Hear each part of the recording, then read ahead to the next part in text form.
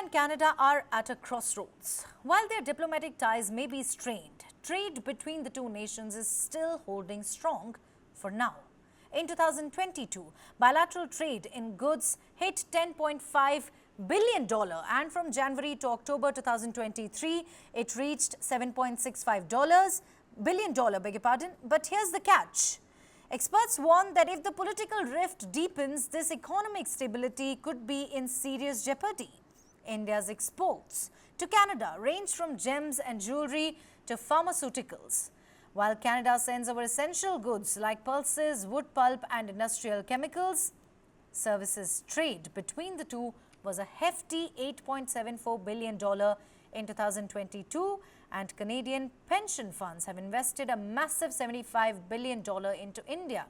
With over 600 Canadian companies operating in India and Indian firms making waves in Canada's tech, steel and banking sectors, the business potential is undeniable. But with tensions rising, will these trade ties continue to thrive?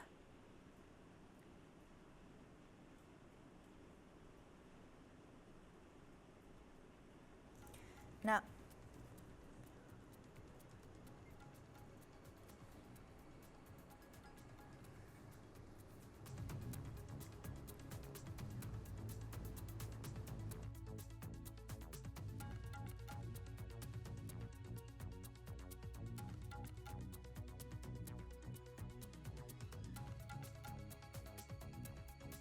well, in fact, India and Canada are at a crossroads, and now the big question is that with the rising tensions, will these trade ties continue to thrive? The trade ties that both of these countries share. Let's quickly go across to my colleague Shweta Kothari, who joins us live from the newsroom on more on this. Shweta, the big question here, how will the deteriorating ties between India and Canada affect trade relations between the two countries? The ties haven't deteriorated in the past year since the row sort of between India and Canada first came to light in September of 2023. In fact, look at some of those figures that you were sharing with our viewers. Trade ties between the two countries remain robust at $8.9 billion in the year 24-25. So as of financial year, which concluded in April this year, the import and export between India and Canada remains intact. Now, we're talking about a globalized world today where a person-to-person diplomacy or a country-to-country diplomacy has and will have impact on economic ties at some point in time. But for now, at least the trade ties between the two countries remain strong. Let's also focus on, some of those important, critical import and export commodities that India and China really depend on. India and Canada, I beg your pardon, depend on each other for. And one of them, of course, is natural resources. There is a large presence of Indian IT industries in Canada, and those industries and those natural resources and their import and export hasn't really taken a beating so far. So as far as import and export is concerned, there is little to no impact. Let's talk about that free trade agreement that India and Canada was hoping to sign. Now, until September last year, the talks were moving forward. They were successfully moving forward, and both countries were hoping to sign that deal around September to October of last year. But since those allegations made by Canada, brazen allegations of India's involvement in killing of Hardeep Singh Nijjar came to light, the conversations around a free trade agreement have come to a stop. There is absolutely no conversation since then, and we don't know whether there will be a conversation going forward. Now, finally, let's also talk about people-to-people ties, because we know that a large part of India, a large diaspora of India is currently in Canada. A lot of people, especially from the western state of Punjab and Haryana, aspire to go to Canada. And now, last year, we saw, with respect to a diplomatic standoff, there was some delay in issuance of visas, and in fact, India has stopped giving visas for people who are potentially hoping to go to Canada for at least 2 months. Whether such a similar thing will happen, in fact, on a bigger scale this time around, we'll of course have to wait and see.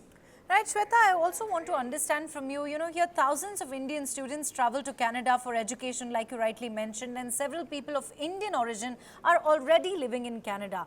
Now here the question is, how will this really affect visa processing?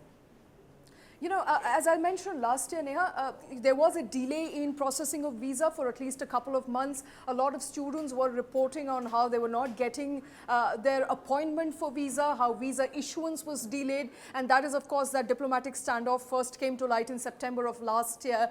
Just like last year, in fact, this year with trade ties, diplomatic relations between India and Canada at an all-time low, you can expect some delays, pain points, at least for students going forward. Now, these are all expectations, of course. We'll have to see whether India, will clamp down on issuance of visa process, whether the fact that a lot of Canadian officials who were here in India have been asked to leave India, whether that's going to lead to shortage of staff and hence the delays, we'll have to see.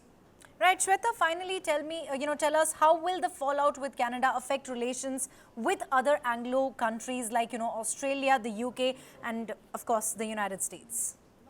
Well, it's a good one because while India and Canada relationships so far, at least the trade ties have remained intact and may not remain intact, we never know when it comes to geopolitics and how that impacts economics between the two countries. The other key, countries which are close to Canada, especially the US, whether India-US ties will take an impact, I think that's something we'll have to closely eye. Now, there are, of course, 5 to 6 key allies of Canada, the 5 eyes of Canada that it calls the 5-eye diplomacy, where, its findings with respect to Hardeep Singh Nijjar's killing and conclusions and evidence have been shared with 5 of those countries which are closest to Canada, including the US. And the US so far seem to have supported Canada in its assertion, hasn't really come out in support of India. In fact, has said that we rely on Canada to conduct a fair and thorough investigation, means that there could be some blowback when it comes to India-US ties.